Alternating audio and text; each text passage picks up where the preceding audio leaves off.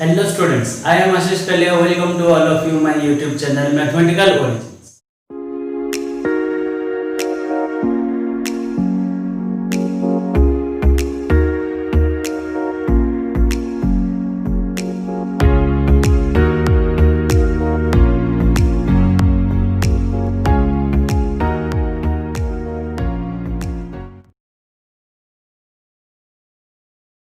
So in today's video we are discussing about operation on sets. So before starting the video, if you don't watch my previous videos on set, please check the description box. I will put all the links in the description box below. So let's start today's video. So before going to operation on set, we have to know one thing, that is Venn diagram. Venn diagram. Okay. So Venn diagram, what is a Venn diagram? Venn diagram is nothing but the pictorial representation of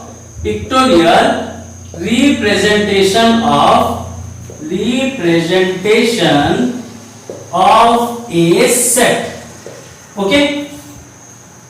So if we take A is a set which contains the element 3, 4, 1, 2, 3, 4, 5. If we represent this set as a picture, then we have to represent like this, that is A is a set and having elements 1, 2, 3, 4, 5. This kind of representation is known as Venn diagram representation. Okay, इतना सबको clear हो गया? तो Venn diagram representation क्या है? Pictorial representation of a set. देखिए ये चीज बहुत काम में आता है कहां पे, जब हम सेट से रिलेटेड कुछ फिजिकल प्रॉब्लम्स को सॉल्व करेंगे, वहां पे ये वेन डायग्राम बहुत ज्यादा काम में आता है. ठीक है, जब हम फिजिकल प्रॉब्लम सॉल्व करेंगे तब आप इसका यूजेस देखिएगा, वेन डायग्राम का यूज. अगर कभी-कभी क्या होगा, हम सिर्फ डायग्राम ही बना के प्रॉब्लम्स को सॉल्व कर लेंगे, हमें सॉल्व और दूसरे तरीके से सॉल्व करने की जरूरत नहीं. तो इसीलिए Venn diagram is very much important in case of sets. Okay, next we move on to operations on set. तो जैसे नंबर के केस में क्या होता है, हम कुछ ऑपरेशंस पढ़े हैं. नंबर के केस में ऑपरेशन क्या क्या पढ़े हैं? प्लस, माइनस, इनटू, डिवाइड, ये सब ऑपरेशंस पढ़े हैं नंबर के केस में. सिमिलरली सेट के केस में भी क्या है, कुछ ऑपरेशंस है, ऑपरेशंस ऑन सेट. ओके, तो आज हम क्या पढ़ेंगे, ऑपरेशंस ऑन सेट पढ़ेंगे. तो पहला ऑपरेशन हमारा क्या हो जाएगा, first operation is union of sets. Okay, तो फर्स्ट ऑपरेशन क्या है, यूनियन ऑफ सेट्स है. अब देखिए ये जो वर्ड यूनियन, इसका मीनिंग सबको पता है, हम लोग ऑलरेडी सुने हैं ये word, students union, labour union. उसमें क्या होता है, स्टूडेंट्स यूनियन मतलब कुछ गैदरिंग होता है. ठीक है, सिमिलरली यूनियन ऑफ सेट्स मतलब क्या होगा, सेट के जो एलिमेंट्स हैं उनको हम गैदर करेंगे. ठीक है, तो यूनियन ऑफ सेट का डेफिनेशन क्या हो जाएगा, let A and B be two sets. Clear, तो हम पहले क्या कंसीडर करते हैं, ए एंड बी दो सेट्स है. Then the union of A and B is a set. तो यूनियन करने के बाद हमें क्या मिलेगा, एक सेट मिलेगा. तो the union of A and B is a set of all those elements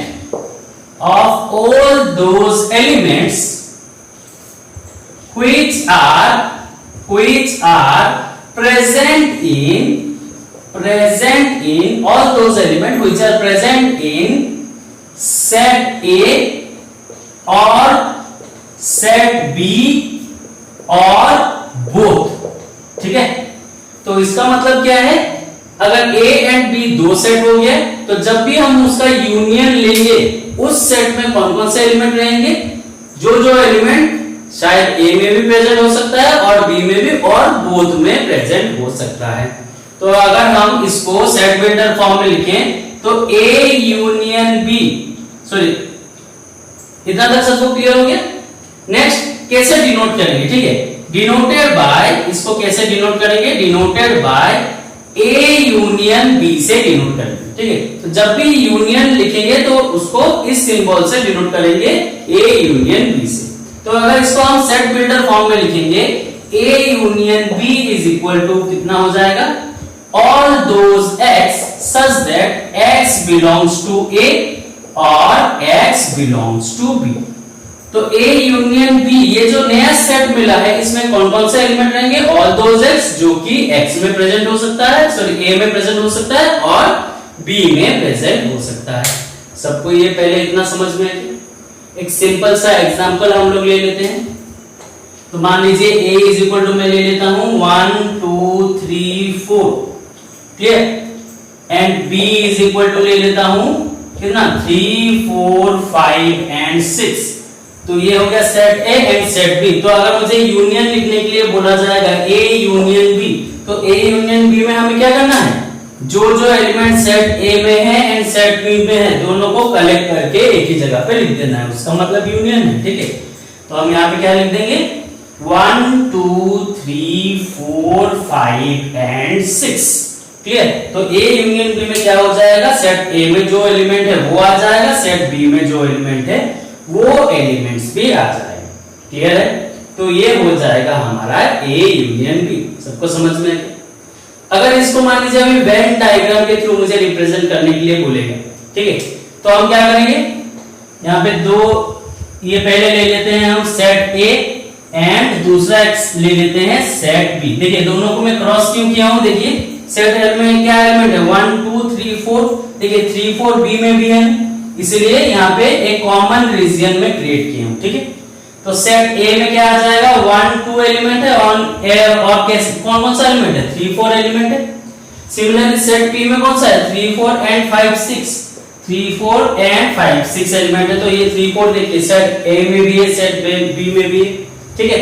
तो जब भी A यूनियन B हम लिख रहे हैं इसका मतलब क्या है, A यूनियन B मतलब ये जितना भी आपका सारा एलिमेंट्स है ये सारा आ जाएगा A यूनियन B के अंदर। तो जब भी हम A यूनियन B लिखेंगे मतलब ये जितना भी रीजन है वो आ जाएगा A यूनियन B के अंदर। सबको समझ में आ गया, क्लियर है। ये एग्जांपल सबको समझ में आ गया, वेन डायग्राम सबको समझ में आ गया, ठीक है। तो अगर यूनियन के केस में मुझे एक जनरलाइज वेन डायग्राम बनाने के लिए दिया जाएगा तो वेन डायग्राम मेरा कैसा बन जाएगा, ये हो गया मान लीजिए सेट A एंड ये हो गया सेट B, ये हो गया सेट A आपका एंड सेट B। तो यूनियन जब भी बोलेगा ये एक बड़ा सेट हम ले लेते हैं जो कि है यूनिवर्सल सेट। तो जब भी A यूनियन B बोला जा रहा है मतलब क्या समझ जाना है, A यूनियन B मतलब ये सारा रीजन आ जाएगा आपका किसके अंदर, A यूनियन B के अंदर। तो ये हो जाएगा A यूनियन B का जनरलाइज्ड वेन डायग्राम, क्लियर। सबको समझ में आ गया ये डायग्राम, ठीक है। अब देखिए ये डायग्राम से बहुत सारा चीज हमको कुछ रिजल्ट्स हमें पता चल जाएगा। जैसे कि हम पढ़े थे सबसेट्स, उसमें हम क्या पढ़े थे, एक सेट कब दूसरा सेट का सबसेट होता है, जब पहले सेट का सारा एलिमेंट्स दूसरे सेट में प्रेजेंट होना चाहिए तभी जाके सबसेट होता है। अब देखिए A यूनियन B भी क्या है, एक सेट है, हाँ कि नहीं। तो मैं यहाँ पे लिख सकता हूँ पहला रिजल्ट क्या है, A is subset of A union B, लिख सकते हैं कि नहीं। देखिए A में जो जो एलिमेंट है वो A यूनियन B में प्रेजेंट है कि नहीं, तो automatically A is subset of A union B हो जाएगा। वेन डायग्राम से भी देखिए A यूनियन B क्या है, ये पूरा रीजन है तो A उसके अंदर में आ रहा है कि नहीं, तो A is subset of A union B हो जाएगा। सिमिलरली क्या हो जाएगा हमारा, देखिए ये जो सेट B है इसको हम लिख सकते हैं B is subset of A union B, हाँ कि नहीं। देखिए B में जो जो एलिमेंट है वो A यूनियन B में ऑलरेडी प्रेजेंट है कि नहीं, 3 4 5 6, तो हम लिख सकते हैं B is subset of A union B। तो देखिए वेन डायग्राम से भी हमें पता चल रहा है ये जो B रीजन है ये कंप्लीटली A यूनियन B के अंदर है कि नहीं है, तो ऑटोमेटिकली यहां से भी हम देख के बता सकते हैं P is subset of A union B। सबको क्लियर हो गया वेन डायग्राम, ठीक है। कैसे बनाएंगे वेन डायग्राम, अगर क्वेश्चन आएगा कि वेन डायग्राम से रिप्रेजेंट करना है तो हम बना के दिखा सकते हैं, क्लियर है। नेक्स्ट हम क्या करेंगे और एक एग्जांपल कंसीडर करते हैं। मान लीजिए एग्जांपल 2 ले लेते हैं। एग्जांपल 2 हमें दे दिया है, एग्जांपल 2 पहले दिया है A is equal to all those X belongs to Z, belongs to z मतलब integers such that x is an even number, even integer, x in an even integer. ठीक है, तो ये हो गया सेट ए। मान लीजिए सेट बी दे दिया है हमारा, all those x belongs to z such that x is an odd integer. ठीक है, तो सेट ए में कौन कौन सा एलिमेंट आएगा, जितना भी आपका इवन इंटीजर्स आएगा, जैसे कि हम क्या लिख सकते हैं यहाँ पे इवन इंटीजर्स मतलब जैसे कि 0 2 4 6 वैसे ही -2 -4 ये सारा एलिमेंट्स आ जाएगा, आगे नहीं। सिमिलरली जब ऑड इंटीजर्स का बात हो रहा है तो क्या आएगा, जितना भी ऑड इंटीजर्स जैसे कि 1 3 5 -1 -3 ये सब आ जाएगा, आगे नहीं। तो जब भी अगर हमें यहाँ पे फाइंड आउट करने के लिए बोलेगा A यूनियन B, तो हमारा क्या आ जाएगा, x belongs to z such that x is an integer। ठीक है, तो x क्या हो जाएगा, x एक इंटीजर हो जाएगा which is complete integer set। तो यहाँ पे क्या हो जाएगा, यूनियन लेंगे मतलब ये सारा एलिमेंट का कॉम्बिनेशन ले लेंगे, तो 0 1 2 3 4 5 6 अप टू इंफिनिटी, वैसे ही 0 -1 -2 -3 अप टू माइनस इंफिनिटी। तो कौन सा सेट बन जाएगा, इंटीजर सेट बन जाएगा सेट। तो सबको क्लियर हो गया यूनियन के बारे में। ओके, सो देखिए और एक चीज हम डिस्कस करते हैं यूनियन में, हम क्या देखे थे A union B।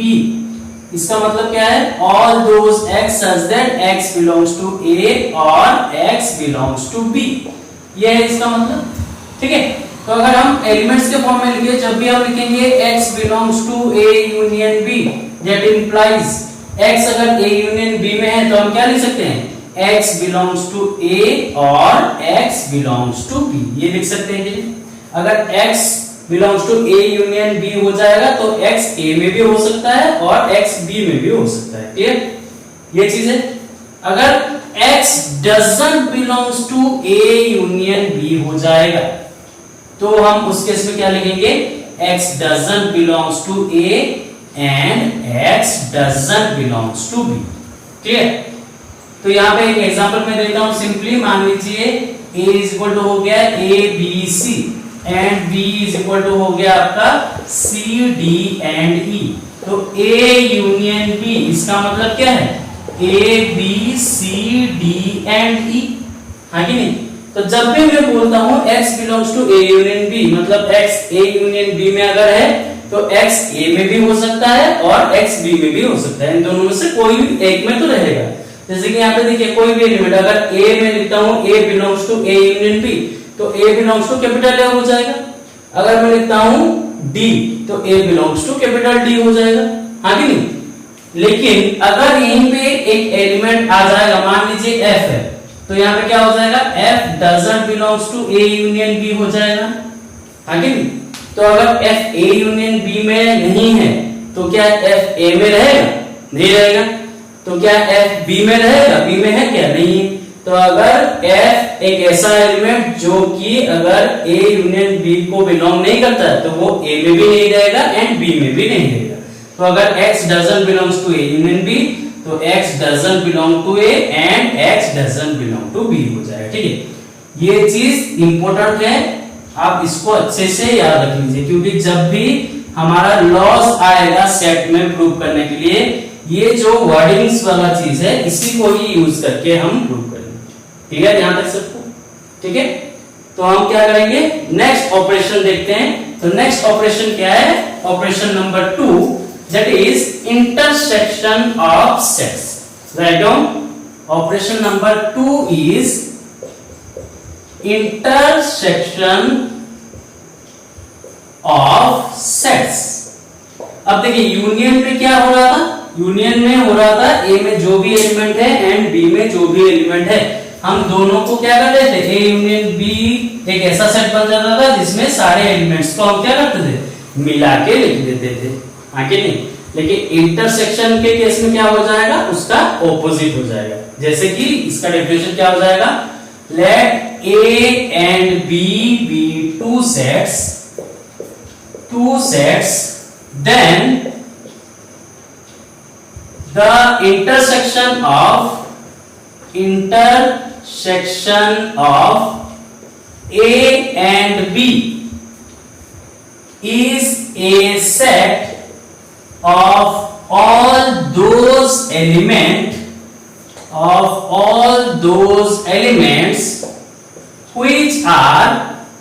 which are present in both A and B and denoted by कैसे डिनोट करेंगे? A intersection B। देखिए यूनियन का जो सिंबल था उसका ऑपोजिट सिंबल। अब यहाँ पे क्या बोल रहा है? अगर A एंड B दो सेट हो गए, देन इंटरसेक्शन एक नया सेट बन जाएगा जिसमें कौन से एलिमेंट्स रहेंगे? जो element both A and B में प्रेजेंट रहेंगे। मतलब A में भी होना चाहिए एंड B में भी होना चाहिए। अगर इसको सेट बिल्डर फॉर्म में हम लिखेंगे तो A यूनियन B क्या हो जाएगा? All those x such that x belongs to A and x belongs to B। ये हो जाएगा। क्लियर? समझ में आ गया सबको? अगर वेन डायग्राम से दिखाया इसको तो वेन डायग्राम से क्या हो जाएगा? ये मान लीजिए सेट A है एंड ये हो गया आपका set B, set A and set B। And अगर ये पूरा हम ले लेते हैं कि यूनिवर्सल सेट है, क्योंकि हम पढ़े थे यूनिवर्सल सेट के अंदर क्या होता है? जितना भी सारे सेट्स हैं वो सारे आ जाते हैं। तो A इंटरसेक्शन B ऐसा एक रीजन हो जाएगा जो कि क्या रहना चाहिए? बोथ A में भी प्रेजेंट रहना चाहिए, B में भी प्रेजेंट रहना चाहिए। तो ऐसा एक आपका रीजन क्या बन जाएगा? ये रीजन बन जाएगा ना पूरा। तो ये हो जाएगा किसका Venn diagram? A intersection B का वेन डायग्राम। तो हमेशा जो कॉमन रीजन में जो एलिमेंट्स आएंगे वही एलिमेंट्स कहां पे रहेंगे? आपका A इंटरसेक्शन B में प्रेजेंट रहेंगे। एक सिंपल सा एग्जांपल ले लेते हैं। पहले मान लीजिए ले लेते हैं एग्जांपल 1। तो A में मान लीजिए एलिमेंट है 1 2 3 एंड 4। क्लियर? B में आपका एलिमेंट्स है 3 4 5 एंड 6। तो A इंटरसेक्शन B, अब हम देखेंगे A इंटरसेक्शन B मतलब क्या है? A में कौन कौन सा एलिमेंट है जो कि B में भी है? Common elements.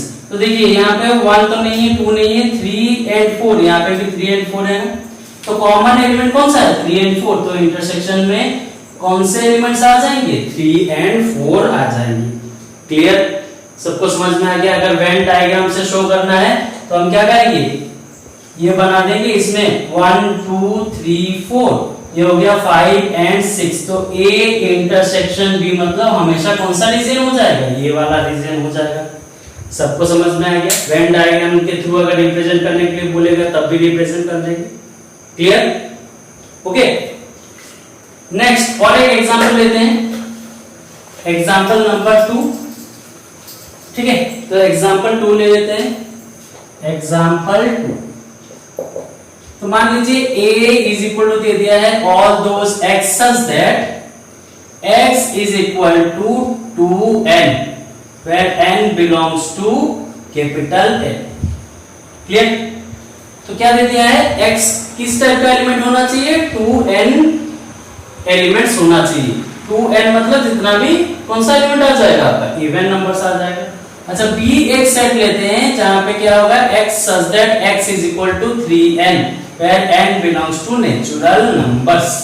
ठीक है, तो यहाँ पे देखते हैं कौन कौन सा एलिमेंट आ जाता है, वो पहले चेक कर लेते हैं। ठीक है, तो एलिमेंट्स क्या क्या आ जाएगा? देखिए यहाँ पे एलिमेंट्स आ जाएगा जैसे कि आएगा 2 4 6 8 10 12 एंड ऐसे ही कंटिन्यू होगा। हाँ कि नहीं? यहाँ पे कैसा एलिमेंट आएगा? 3n लिखा है मतलब n जब 1 होगा तो यहाँ पहला एलिमेंट क्या आ जाएगा? 3 then 6 9 12 15 ऐसे ही कंटिन्यू होता रहेगा। हाँ कि नहीं? तो अब हमें देखना है कि जब भी A इंटरसेक्शन B हमें पूछेगा A इंटरसेक्शन B, तो मुझे क्या देखना है? कॉमन एलिमेंट्स कौन कौन से? देखिए यहाँ पे कॉमन कौन सा दिख रहा है? 6 इधर है, नेक्स्ट 12 इधर है, वैसे ही नेक्स्ट कौन सा हो जाएगा आपका? 18 आ जाएगा, नेक्स्ट क्या आ जाएगा? 24, नेक्स्ट क्या आ जाएगा? 30। तो ये जो जितना कॉमन एलिमेंट्स है ये किसके मल्टीपल है, किसके मल्टीपल में बोल सकता हूँ, 6 का मल्टीपल बोल सकता हूँ। क्लियर है?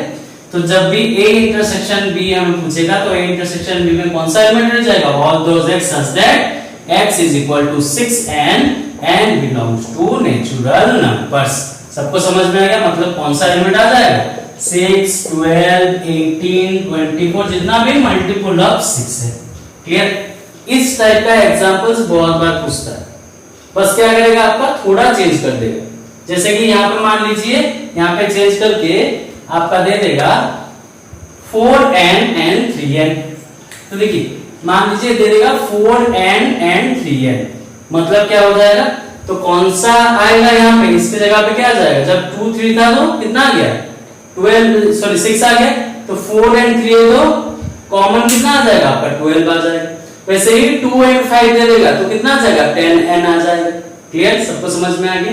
तो इस टाइप का एग्जांपल्स भी बहुत बार आपका हमारा क्या करता है, पूछ लेता है। ठीक है, ये इंपॉर्टेंट एग्जांपल है, सबको समझ में आ गया?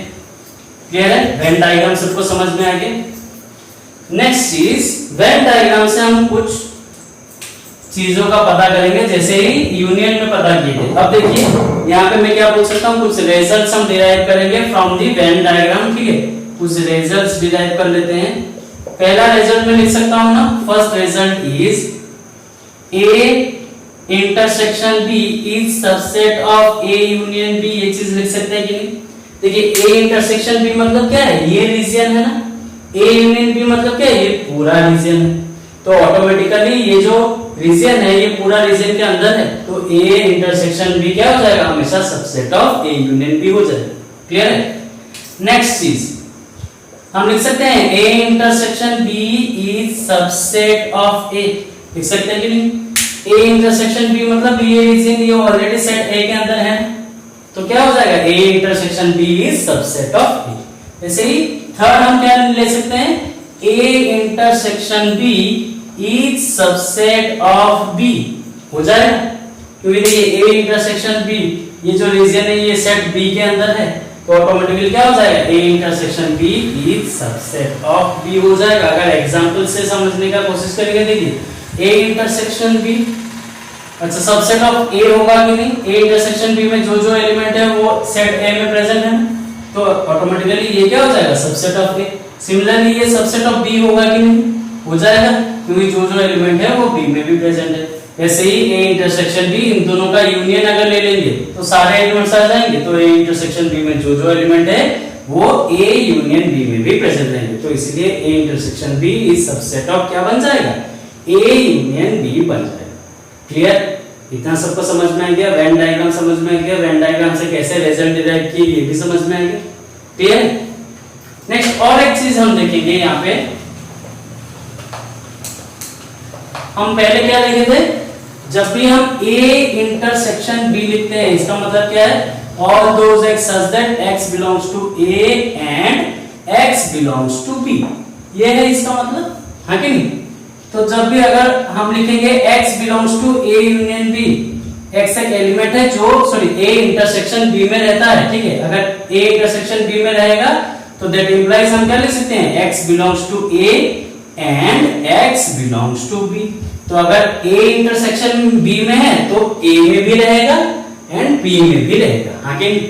सिमिलरली अगर x doesn't belongs to A intersection B आ जाएगा, A अगर A इंटरसेक्शन B में नहीं है तो हम क्या लिखेंगे, x doesn't belongs to A और x doesn't belongs to B। तो क्या हो सकता है, अगर x A इंटरसेक्शन B में नहीं है, मतलब यहाँ पे नहीं है, तो क्या हो सकता है, ज्यादा से ज्यादा x A में हो सकता है या फिर x B में हो सकता है। ठीक है, तो यहाँ पे क्या आ जाएगा, x doesn't belongs to A, तो x A में नहीं रह सकता है, B में रह सकता है, और x B में रह सकता है, A में नहीं रह सकता। ठीक है, क्लियर? समझ में आ गया ये चीज भी?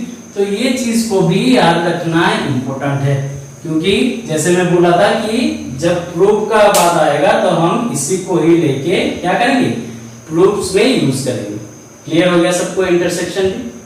ठीक है, next move on to the third operation which is disjoint sets. Okay, what is the third operation? The third operation is disjoint sets. अब डिसजॉइंट मतलब जो जॉइंट ना हुआ उसी को ही बोलेंगे डिसजॉइंट। तो डिसजॉइंट का डेफिनेशन क्या हो जाएगा, let A and B be two sets, then A disjoint B if A intersection B is equal to 5। ठीक है, तो A का A disjoint B हो जाएगा जब A intersection B 5 हो जाएगा। अब A intersection B 5 का मतलब क्या है, इस सेट में कोई भी एलिमेंट नहीं रहेगा, मतलब ये जो A इंटरसेक्शन B है यहाँ पे कोई भी एलिमेंट अगर नहीं आएगा, मतलब कोई भी कॉमन रीजन अगर नहीं होगा, तो दो सेट को हम क्या बोल सकते हैं, डिसजॉइंट बोल सकते हैं। अगर वेन डायग्राम से रिप्रेजेंट करूं तो सबसे सिंपल देखिए, वेन डायग्राम से समझना इजी हो जाएगा। ये हो गया आपका सेट A, ये हो गया सेट B। ठीक है, तो दोनों में कोई कॉमन रीजन है क्या, नहीं है, तो यहाँ पे हम क्या बोल सकते हैं, A is disjoint, A disjoint B बोल सकते हैं। क्लियर, एग्जाम्पल एक ले लेते हैं। एग्जाम्पल 1, मान लीजिए A इज इक्वल टू आपका कितना है 1 2 3 and B is equal to कितना है ABC। तो देखिए दोनों में कुछ कॉमन है क्या, तो जब भी मैं A इंटरसेक्शन B लिखूंगा कोई कुछ चीज कॉमन नहीं, कुछ कॉमन नहीं मतलब ऑटोमेटिकली क्या हो जाएगा 5 हो जाएगा। तो 5 हो जाएगा तो हम क्या लिख सकते हैं, therefore A disjoint A and B लिख सकते हैं, A and B are two disjoint set, two disjoint sets। Clear, सबको समझ में आ गया? होप आप सबको आज का वीडियो सारा चीज समझ में आ गया होगा। तो आज के वीडियो में हम यहाँ तक रखते हैं, नेक्स्ट वीडियो में हम क्या करेंगे और बाद बाकी जितना भी ऑपरेशंस है उन सबको डिस्कस कर लेंगे। क्लियर, तो अगर ये वीडियो आपको पसंद आया है तो please like this video, share this video with your friends, and जो चैनल में नए हैं don't forget to subscribe to my channel. Thank you.